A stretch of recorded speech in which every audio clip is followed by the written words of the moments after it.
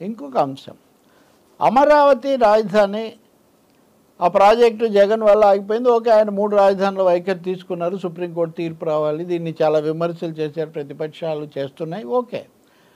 కానీ చంద్రబాబు నాయుడు ఏమంటున్నాడు, times of ఇండియాకు ఇచ్చిన ఇంటర్వ్యూలో ఈరోజే ఆయన ఏమన్నారు అంటే, అమరావతి అనేది చాలా ప్రాజెక్టు చాలా బ్రహ్మాండంగా ఆలోచించాము. హైదరాబాద్లో సైబరాబాద్ డెవలప్ చేసినప్పుడు నేను సింగపూర్ మోడల్ అనుకున్నాను. సింగపూర్ను దాదాపు ఆ స్థాయిలో అక్కడ ఆదాయం వచ్చింది. అమరావతిలో కూడా అలాగే ఆలోచించాము. కానీ అమరావతి మోడల్ ఆగిపోయింది, జగన్మోహన్ రెడ్డి దాన్ని ఆపేశారు అని చెప్తూ, ఇక ఆ నమూనా ఆ పద్ధతిలో తీసుకురావడం సాధ్యం కాదు. ఇది ముఖ్యమైనది. అంటే అమరావతి పునర్నిర్మాణం అనే మాట టీడీపీ జనసేన ప్రణాళికలో ఉంది, కానీ అగ్రీ టు డిసగ్రీ అని ముస్లిం కోట. దీంతో పాటు I talked about the Singapore model while developing Hyderabad. Nobody believed me. Today Hyderabad has grown to the extent of matching the etc. It will be difficult to revive the project as it was conceived, but we are confident that we can do it with the support of the union government. So it will be difficult to revive the project as it was conceived. Amaravati project, Amaravati నిర్మాణం అనేదాన్ని ఏ విధంగా మొదలు పెట్టామో దాన్ని మళ్ళీ పునరుద్ధరించటం అన్నది కష్టసాధ్యమైన విషయం. ఇది మొదటిది, ఇది స్టేట్మెంట్ కష్టసాధ్యం అని. మరి పునర్నిర్మాణం అని ప్రణాళికలో చెప్పారు కదా కష్టసాధ్యం. నేను ఇవన్నీ అమరావతి అడుగులేటువంటి నేను 2019లో రబ్బని పుస్తకం రాశాను, దాన్ని దృష్టిలో పెట్టుకొని చెప్తున్నమాట.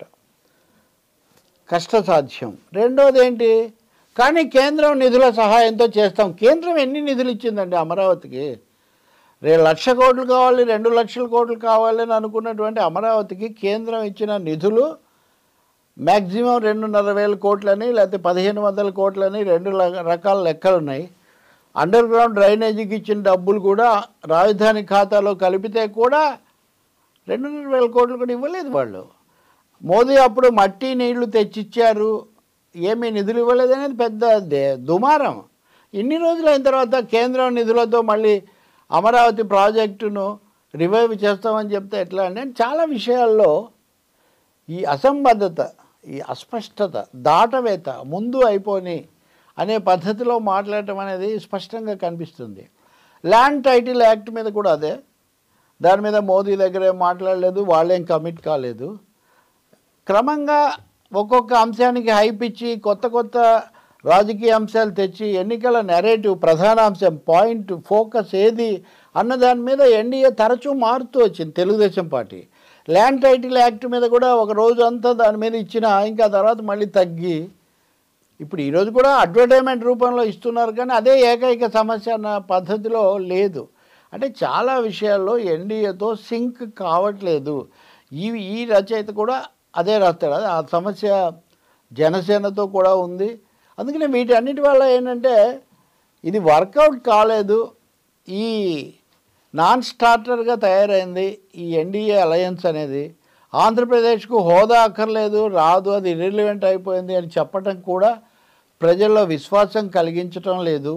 అలాగే వాలంటీర్ల విషయంలోనూ పథకాల విషయంలోనూ అనుసరించిన పద్ధతి కూడా అవాస్తవికంగా ఉండడం వల్ల ఆ లబ్ధిదారులకు మనం దూరం అయ్యే ఒక పరిస్థితి కూడా మనం ఎదుర్కొంటున్నాము. జనసేనకు నిధులు, క్యాడర్ లేకపోవడం వల్ల తెలుగుదేశం వాటన్నిటిని మీదేసుకోవాల్సి వచ్చింది. తెలుగుదేశం పార్టీకి కూడా యంత్రాంగపరమైనటువంటి సమస్యలు, చంద్రబాబు చుట్టూ ఎవరో కొద్దిమంది చేరి వాళ్ళు ఇన్ఫ్లుయెన్స్ చేస్తుంటే ఇటువంటివి గతంలో లాగా ఖచ్చితమైన స్పష్టమైన నిర్ణయాలు తీసుకొని ముందుకు పోలేని ఒక పరిస్థితి ఎదురైంది. ఇది ఎన్నికల్లో మనకు నష్టం చేస్తుంది అనే ఒక అభిప్రాయం. దీన్ని ఏదో నేను చెప్పడం కాదు, తెలంగాణ ముఖ్యమంత్రి రేవంత్ రెడ్డి నిన్న ఒక ఛానల్కి ఇచ్చిన ఇంటర్వ్యూలోనే అడిగితే ఆయన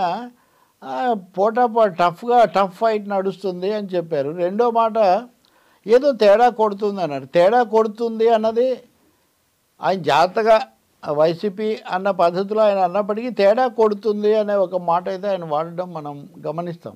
ఇంకో మంత్రి అయితే కనుక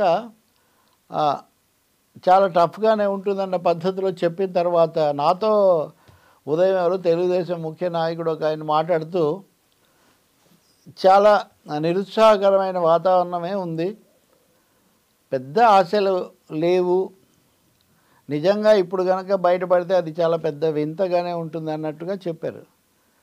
చిరంజీవి పవన్ కళ్యాణ్ గెలిపించమని వాళ్ళ అమ్మగారు కూడా బాధపడుతున్నారని చెప్పిన స్టేట్మెంట్ కూడా విడుదల చేసిన వీడియో కూడా కొంత ఇబ్బందిలో ఉన్నారేమో అనే వాతావరణం అనే అభిప్రాయం కలిగించింది. ఆయన ఈరోజు మాట్లాడుతూ పవన్ కళ్యాణ్ నన్నేమీ అడగలేదు, నేను పిఠాపురం వెళ్ళటం లేదు అని కూడా చెప్పారు.